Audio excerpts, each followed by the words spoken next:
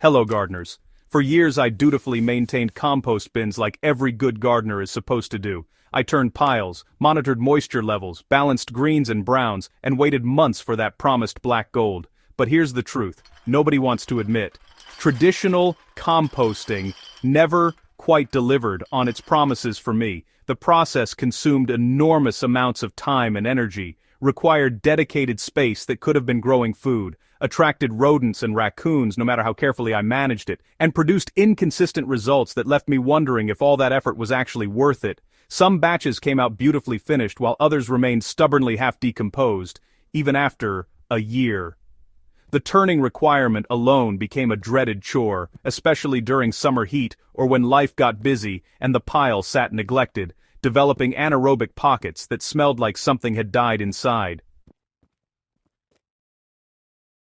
The breaking point came during a walk through an undisturbed forest near my home, where I observed something that would fundamentally change my entire approach to gardening. The forest floor was covered in fallen leaves, decaying logs, and organic debris, yet nobody was out there turning compost piles or carefully balancing carbon to nitrogen ratios. Despite this complete absence of human intervention, the soil beneath that leaf litter was dark, rich, crumbly, and teeming with life, far superior to anything I'd ever created through deliberate composting. Trees towered overhead, wildflowers bloomed in abundance, and the entire ecosystem thrived on a system that required zero effort from anyone.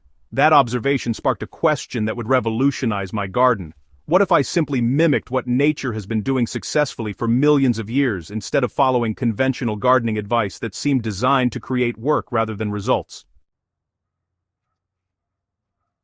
Unveiling my wild soil secret. The method I'm about to share is almost absurdly simple, which is precisely why it works so brilliantly. Instead of collecting organic materials, processing them through a compost system, and then applying finished compost to garden beds, I began depositing organic materials directly onto the soil surface, exactly where I wanted them to decompose. This technique, which ecologists call sheet mulching or lasagna gardening, but which I prefer to think of as simply letting nature work, involves layering unprocessed organic materials directly onto garden beds in thick applications that suppress weeds while simultaneously feeding the soil from the top down. The materials I use include dried leaves collected from neighbors who bag them up each fall, cardboard from shipping boxes that would otherwise be recycled, kitchen scraps buried directly under mulch layers, grass clippings from chemical-free lawns, wood chips from local tree services, desperate to dump loads for free, and even whole plant residues pulled from the garden and laid right back down where they grew. The process looks radically different from traditional gardening. Instead of neat bare soil beds, my garden resembles a forest floor with thick layers of organic matter covering every square inch of ground. I start with cardboard laid directly over grass, weeds, or whatever exists, overlapping pieces generously to eliminate gaps. On top of that goes whatever organic material I have available, often starting with a nitrogen-rich layer like fresh grass clippings or kitchen scraps, then adding carbon-rich materials like dried leaves or wood chips in layers 4 to 6 inches deep. The key is building sufficient depth that weeds cannot penetrate while creating enough mass that decomposition happens efficiently. What happens next is where the magic occurs. Soil organisms from earthworms to bacteria to fungi immediately begin working on this buffet of organic matter, pulling it down into the soil, breaking it down into plant-available nutrients, and creating the most incredible soil structure imaginable. The scientific basis for why this works better than traditional composting is rooted in understanding how natural ecosystems function. In a compost pile, we're forcing decomposition to happen quickly in a confined space, which requires frequent turning to maintain oxygen levels and generates heat that kills many beneficial organisms. With in-place decomposition, the process happens more slowly and at ambient temperatures, preserving the full diversity of beneficial microorganisms and allowing them to colonize the soil directly as materials break down. The constant presence of organic matter on the soil surface maintains consistent moisture levels, moderates temperature extremes, provides continuous food sources for soil life, and creates the perfect environment for mycorrhizal fungi to establish extensive networks that dramatically improve plant nutrient uptake. You're essentially building soil the way nature has done it successfully since plants first colonized land, rather than fighting against natural processes with human-managed systems that require constant intervention. The transformation that occurs in gardens managed this way really defies what most people believe is possible without, years of soil amendment. Within just a single growing season of implementing this approach, I noticed my tomato plants developing root systems so extensive they were actually visible through the decomposing mulch layers, reaching depths I'd never seen in conventionally managed beds. The plants themselves showed vigor that went way beyond anything I'd achieved with purchased compost or synthetic fertilizers. Thicker stems, darker foliage, earlier fruiting, and honestly, yields that increase by what I estimate to be 40 to 60% compared to previous years. Disease pressure dropped dramatically too, with fungal issues like early blight showing up weeks later than usual and progressing much more slowly, while the plants seemed to just shrug off pest attacks that would have devastated them in previous seasons. The time savings alone would justify this method even without the superior results. I calculated that I was spending approximately 6 to 8 hours monthly on compost management during the growing season, turning, watering, troubleshooting problems, and moving finished material. With direct mulching, I spend perhaps 30 minutes monthly simply spreading materials as they become available, with zero ongoing maintenance required. The materials decompose on their own schedule without any intervention from me. And I never worry about whether ratios are correct or if the pile is heating properly. Instead of working on weekends to turn compost, I'm harvesting vegetables, enjoying my garden, or simply relaxing while soil organisms do all the work I used to do manually.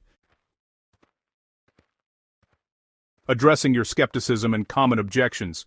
Well, I totally understand the hesitation many gardeners feel when first encountering this approach, because honestly, I experienced the same doubts before trying it myself. The most common concern involves pests, with people worried that surface organic matter will attract rodents, slugs, or other unwanted visitors. In practice, I've found the opposite to be true. Thick mulch layers create habitat for predatory insects and ground beetles that control pest populations naturally, while proper technique of burying kitchen scraps under existing mulch rather than leaving them exposed eliminates most rodent interest. Slugs can be an issue in very wet climates, but they're easily managed with barriers or traps, and are less problematic than the slug populations that thrive in bare soil gardens with hiding spots under pots and boards. Nutrient balance concerns arise from decades of being told we need precisely calibrated compost ratios, but natural ecosystems prove this is unnecessary. The diverse mix of materials I apply provides a complete spectrum of nutrients that release gradually as decomposition proceeds, matching plant needs more accurately than any single batch compost could achieve. Nitrogen tie-up from high-carbon materials like wood chips occurs only in the top few inches where materials are actively decomposing, while plant roots access nutrients from deeper soil layers that are actually being enriched as decomposition products wash downward. If you're concerned about nitrogen availability during establishment, simply add a nitrogen source like grass clippings, coffee grounds, or blood meal to your initial layers.